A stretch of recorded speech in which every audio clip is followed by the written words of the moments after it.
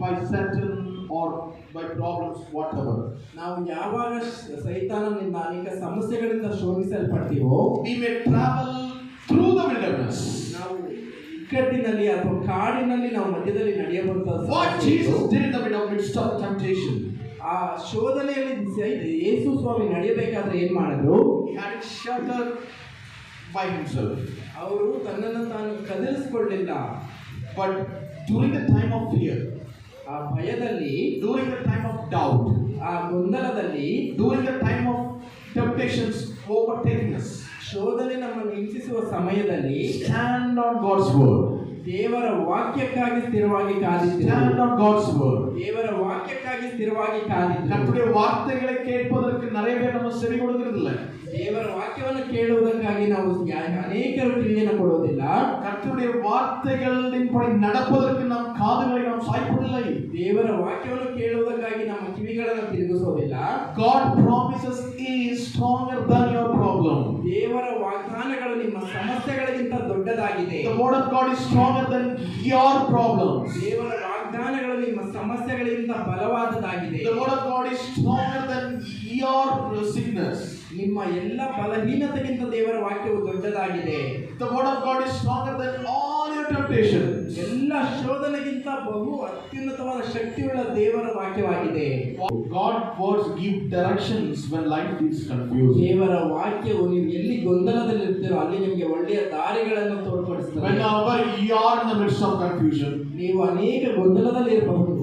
whenever you are in the midst of the deviating roads, ನೀವು ಕವಲು ದಾರಿಗಳ ಮಧ್ಯದಲ್ಲಿ ನಿಂತಿರಬಹುದು. where I should go, ಯಾವ ಕಡೆ ಹೋಗಬೇಕು ಅಂತ ತಿಳಿದೇ ಇರಬಹುದು. whether shall I go here or this way. ನಾನು ಈ ಬಲಗಡೆಯಲ್ಲಿ ಹೋಗ್ಲಾ ಎಡಗಡೆಯಲ್ಲಿ ಹೋಗ್ಲಾ ಅಂತ ಒಂದು ಗೊಂದಲ ಇರಬಹುದು.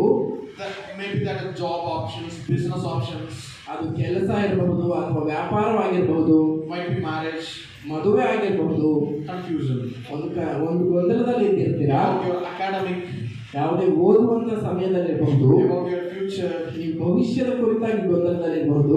பிள்ளைகளுடைய கல்யாணம், ನಿಮ್ಮ ಮಕ್ಕಳ ಮದುವೆಯ ವಿಚಾರದಲ್ಲಿ ನೀವು ಗೊಂದಲವಾಗಿರಬಹುದು. confusion.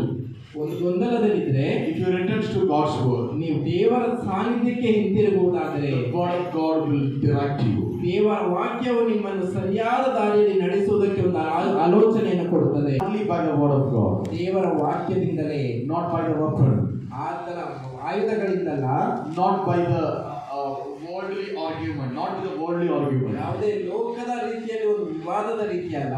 For every confusion there is an answer in the Bible. ಎಲ್ಲ ಗೊಂದಲಗಳಿಗೆ ಒಂದು ಉತ್ತರ ನಿಮಗೆ ಸತ್ಯವೇದದಲ್ಲಿದೆ. Wait patiently. ನೀವು ಸಮಾಧಾನದಿಂದ ಕಾದಿರಿ. You had a big bus, no? ನಿಮಗೆ ಒಳ್ಳೆ ದೊಡ್ಡ ಕೊಕ್ಕಿತ್ತಲ್ಲ, Where it is? ಎಲ್ಲಿ ಹೋಯ್ತದು? Where are your beaks? ಎಲ್ಲಿ ನಿನ್ನ ಕೊಕ್ಕು Where is your beaks? It's gone. ಹೋಯ್ತಾ? Where it is? ಎಲ್ಲಿ ಹೋಯ್ತು? After some days.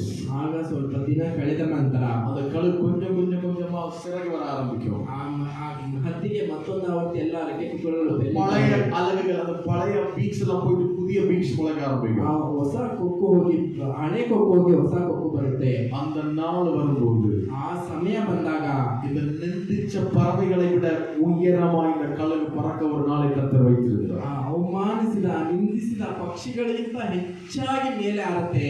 அதான் கர்த்தர் சொல்லுகிறார், கர்த்தருக்கு காத்திருக்கிறவர்கள் கழுகுகளை போல பலனடைந்து உயர எழும்புவார்கள். ಅದಕ್ಕೆ ಕರ್ತನ್ ಹೇಳ್ತಾರೆ, ನೀವು ಕರ್ತನಿಗಾಗಿ ಕಾದಿರುವವರು ಹತ್ತುಗಳ ಹಾಗೆ ಬಲವನ್ನು ಒಂದು இன்னைக்கு நீங்க எத்தனை பேர் நீங்க வந்து கழுக போல இருக்கிறீங்க எனக்கு தெரியாது. ಈಗ ಈ ದಿನದಲ್ಲಿ ಎಷ್ಟು ಜನ ಈ ರೀತಿ ಹದ್ದಿನ ಹಾಗೆ ಸೋತು ಹೋಗಿದ್ದೀರೋ ನನಗೆ ಗೊತ್ತಿಲ್ಲ. Once upon a time I was like this. ಒಂದು ದಿನದಲ್ಲಿ ನಾನು ಈ ರೀತಿ ಎಲ್ಲ ಇದ್ದೆ. But now my situation became very bad. ಆದ್ರೆ ನನ್ನ ಪರಿಸ್ಥಿತಿ ಈಗ ತುಂಬಾ ಕಷ್ಟವಾಗಿದೆ. What's the reason? ಏನ್ ಕಾರಣ?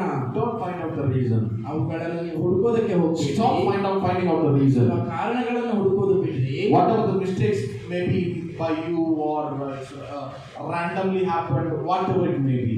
ಯಾವ ಸಮಸ್ಯೆಗಳು ಪಾಪಗಳಲ್ಲಿ ಆಗಿತ್ತು ಅದೆಲ್ಲ ಇರಲಿ ಹಾಗೆ. Just rely on the presence of God. ದೇವರನ್ನ ಮಾತ್ರ ಆತುಕೊಂಡು ಆತನ ಸಾನ್ನಿಧ್ಯದಲ್ಲಿ ಕಾದಿರ್ರಿ. Just ask the guidance of God. ನೀವು ದೇವರ ಆಲೋಚನೆಗಾಗಿ ಕಾದಿರ್ರಿ. God of Jesus thrice in his life. ಯೇಸು ಕ್ರಿಸ್ತನು 3 ಬಾರಿ ತನ್ನ ಜೀವಿತದಲ್ಲಿ during his temptation, ಆ ಶೋಧನೆಯ ಸಮಯದಲ್ಲಿ thrice, 3 ಬಾರಿ 3 times Satan tried to deviate him. ಸೈತಾನನು 3 ಬಾರಿ ಆತನನ್ನು ಗೊಂದಲಪಡಿಸುವುದಕ್ಕೆ ನೋಡಿದನು. But Jesus stood with the word of God. ಆದರೆ ಯೇಸು ಕ್ರಿಸ್ತನು ದೇವರ ವಾಕ್ಯದೊಟ್ಟಿಗೆ ನಿಂತನು. He responded with the word of God. ಆ ದೇವರ ವಾಕ್ಯದೊಟ್ಟಿಗೆ ಆತನು ಉತ್ತರಿಸಿದನು. Satan had no more answer for that. ಆಗ ಯಾವ ಸೈತಾನನಿಗೂ ಉತ್ತರ ಇರಲಿಲ್ಲ. He just left the place. That's all. ಅವನಲ್ಲಿಂದ ಹೊರಟು ಹೋದನು. So hold the word of God. ನೀವು ದೇವರ ವಾಕ್ಯವನ್ನು ಹಿಡಿದುಕೊಳ್ಳ್ರಿ. Are you in the midst of sickness? ನೀವು ಯಾವುದೇ ಅನಾರೋಗ್ಯದಲ್ಲಿದ್ದೀರಾ? Are you in the midst of problems? ಯಾವುದೇ ಸಮಸ್ಯೆಯಲ್ಲಿದ್ದೀರಾ? Are you in the midst of death? ಯಾವುದೇ ಸಾಲದಲ್ಲಿದ್ದೀರಾ? Are you in the midst of lostness? ಯಾವುದಾದ್ರೂ ಕಳೆದುಕೊಂಡವರಾಗಿ ನೀವಿದ್ದೀರಾ?